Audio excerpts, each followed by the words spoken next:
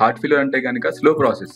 So స్లోగా heart weak అవుతూ ఉంటుంది. Could be from any cause, valve cause వల్ల, హార్ట్ వీక్నెస్ వల్ల, ప్రీవియస్ అటాక్ వల్ల, రిస్క్ ఫ్యాక్టర్స్ వల్ల హార్ట్ వీక్ అయినప్పుడు అది స్లో ప్రాసెస్. సో స్లోగా పేషెంట్స్ ఆయాసం కానీ ఇవన్నీ సిమ్టమ్స్తో ఉంటారు, కాళ్ళవాపులు, ఆకలేకపోవటం. సో ఇవన్నీ ఏంటంటే షుగర్ పేషెంట్ లాగే హార్ట్ ఫెయిల్యూర్ పేషెంట్స్ కూడా లైఫ్లో మందులు వాడుకుంటూ ఉండాలి.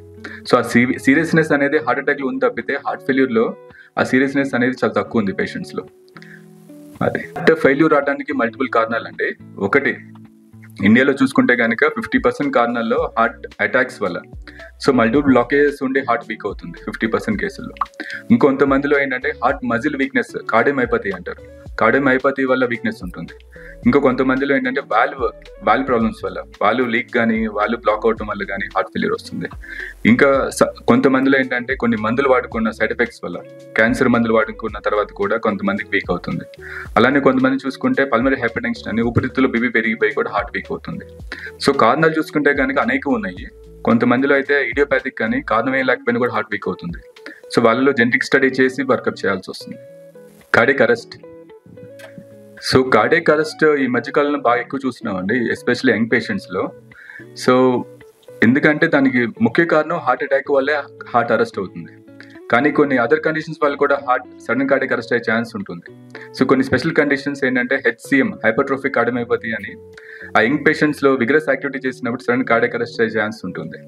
అలానే కాకుండా కొన్ని జెనెటిక్ లెవెల్ అబ్నార్మాలిటీస్ వల్ల కూడా సడన్ కార్డియాక్ అరెస్ట్ అయ్యే ఛాన్స్ ఉంటుంది.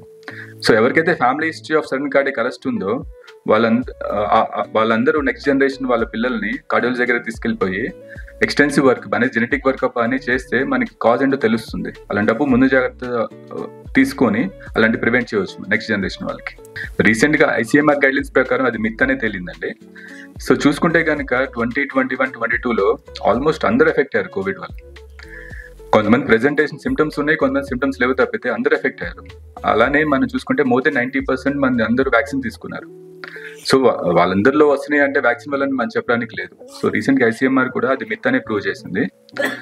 సో దానికంటే ముందు ఏంటంటే మనకి లాస్ట్ పోస్ట్ కోవిడ్ నుంచి మన లైఫ్ స్టైల్, జీవనశైలి చాలా మారిపోయింది.